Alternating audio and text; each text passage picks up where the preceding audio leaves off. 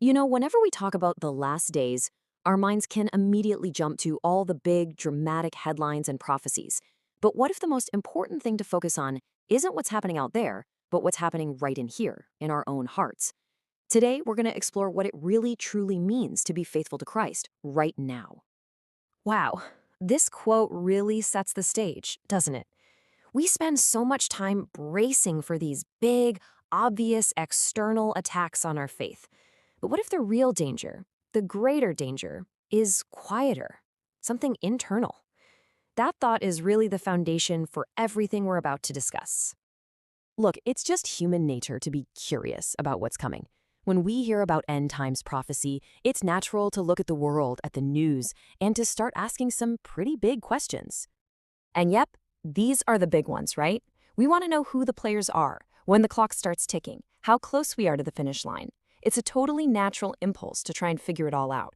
But what if in our search for all these answers, we're actually missing the most important question of all? And this is the pivot point. Because when you read the Bible, it seems way less concerned with us trying to predict the future, and so much more concerned with how we're actually living right now, in the present. It constantly shifts our focus from the what and when of world events to the who and how of our own hearts. I mean, just look at this contrast. On one side, you've got questions about information. But on the other side, those are questions of transformation. It seems like the Bible's real priority isn't whether we can chart out the future, but whether our hearts are charted towards Him. So what does that faithfulness even look like? Okay, let's get really clear about this because this word, faithfulness, it's at the absolute core of this whole conversation. We throw it around a lot, but what does it actually mean? And this distinction is so important. See, faithfulness is not about having a perfect record. It's about the direction of your heart. It's about loyalty. So when you mess up, and let's be honest, we all do, which way do you turn? Do you run and hide, or do you turn back to Him? That's a choice we make every single day. And this isn't some new idea. This comes straight from Jesus Himself. And you got to notice that key word, daily. This isn't a one-and-done decision. It's a constant, active commitment to surrender and to follow Him day in and day out.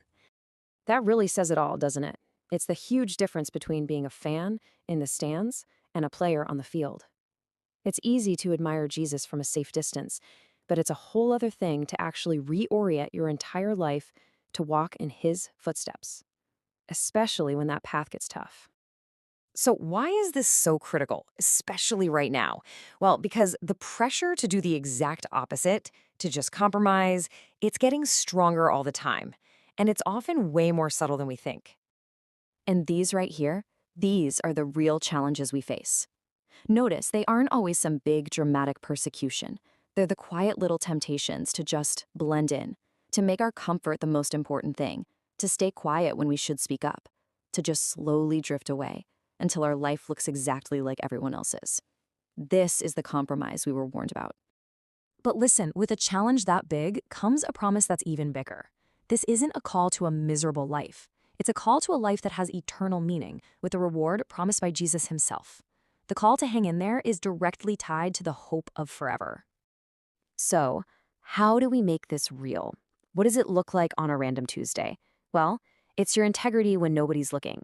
It's choosing the harder, purer path when the easier compromise is right there. It's holding on to truth even when lies are what everyone wants to hear. This is character being built in the small, unseen moments. Okay, we have to be absolutely crystal clear on this because this is the heart of it all. We are not talking about earning your salvation. That is a free gift, period. It's received by grace through faith. Faithfulness is our response to that incredible gift. It's how we live out our love and our gratitude for the one who saved us. It's an act of honor, not a way to earn points. So all of this, the prophecies, the challenges, everything we've talked about, it all boils down to a single point in time, right now. See, faithfulness isn't a decision you save for some future crisis. It's a choice you're making today. And this just flips the world's idea of success completely on its head, doesn't it? It's not about being famous or comfortable or influential. In the economy of heaven, the most valuable thing you can have is just simple, steady, unwavering faithfulness. And that brings us full circle. The most important end times question isn't about the who, what, or when. It's a deeply personal question that you and I have to answer for ourselves, right now. When the pressure is on, when the culture is pulling me in the other direction, when my faith actually costs me something, will I remain faithful to Jesus? The choice is always in the now. It's built one small decision at a time. It all starts right here. Not when things get easier, not when you feel more ready. The call is for today, to choose loyalty, to choose obedience, right here in the messy middle of your life. So how do we actually do this? Well, we stay rooted in Christ because He's our source of strength. We stay awake in the Spirit, aware of the subtle compromises all around us. And we keep our eyes on the prize. We stay faithful until He comes back. So we'll leave you with this to think about. In a world that's full of distractions and pressures, what is it that helps you stay faithful today? What's your anchor? Take a moment to think about that, because your answer might just be what someone else needs to hear to help them stay the course too. Thanks for joining us.